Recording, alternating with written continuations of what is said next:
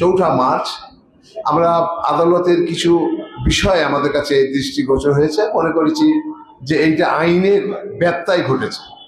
আমি যদি আদালতের বিষয় বলে সেগুলো সম্পূর্ণভাবে বিস্তৃত ব্যাখ্যা দিতে পারছি না, শুধু এটুকু বলতে পারি আইনের ব্যত্যয় ঘটেছে আমাদের কাছে মনে হয়েছে। আমরা একজন বার এবং বেঞ্চের মধ্যে যে সম্পর্ক, যে সৌহার্দ্য থাকা উচিত, সেই বিবেচনা করে আমরা সংশ্লিষ্ট যিনি এখন জেলা জজের আদালতের দায়িত্বে নিয়োজিত আমাদের অ্যাডিশনাল 2 মহোদয়ের কাছে আমরা যোগাযোগ করেছি এবং বলেছি যে আমাদের এটা একটু আপনি আদালতের ক্লায়েন্টদের কথা বিবেচনা করে এবং আমরা যেটা নিয়মের মধ্যে যেটা আছে, আইন যেটা আছে, সেই আইনের বিষয়টা যাতে ব্যত্যয় না ঘটে সে বিষয়ে আপনি দৃষ্টিবান হবেন এবং আপনাদের যত্নবান হবে বলে আমরা তাদেরকে অনুরোধ করেছি। আদালত থেকে একজন বিচারকের কাছে যে ধরনের মানে আমরা আশা করি একজন কৌশলী হিসাবে, আমরা সেই জিনিসটা ওনাদের কাছে পাইনি।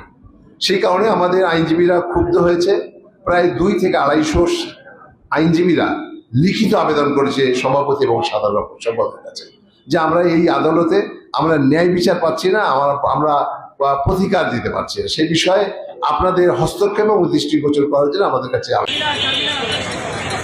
আমাদের যিনি জেলা জজের দায়িত্বে আছেন যারা আইন পারবেন, তেনার সঙ্গে আমাদের আইনজীবী এবং ক্লায়েন্টের স্বার্থ সংরক্ষণ হচ্ছে না এবং তেনার সঙ্গে যে আইনি যে প্রক্রিয়া অনুসরণ করা দরকার সেগুলো আমাদের কাছে মনে হয়েছে যে এটা যথার্থ হচ্ছে না বলে আমাদের প্রায় 200 আইনজীবী আবেদন করেছে যে বিষয়টি শান্তিপূর্ণ হস্তক্ষেপের জন্য এবং আমরা তাৎক্ষণিক বারে সকল আইনজীবীদের ডাকছি এবং তাদের সর্বসম্মতের সিদ্ধান্ত অনুপাতে আমরা ওই আদালতটি বর্জন করেছি। আমরা বলেছি ওনার পরিবর্তে অন্য যে কাউকে এই আদালতের দায়িত্ব দিলে আমাদের আইনজীবীরা দায়িত্ব পালন করবে নিঃশ্বাসনে।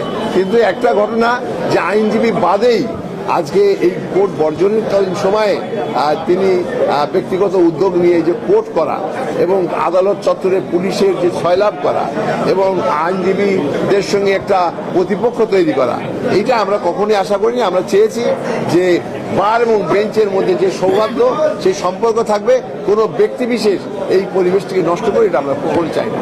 অবিলম্বে আমরা নতুন জেলা জজকে আমরা দায়িত্ব পাক আমরা এটা প্রত্যাশা করছি এবং আমরা এই দাবিতে আমরা 11 তারিখে আমরা স্মারকলিপির কাজ যে জেলা প্রশাসকের স্মারকলিপি প্রদান করব।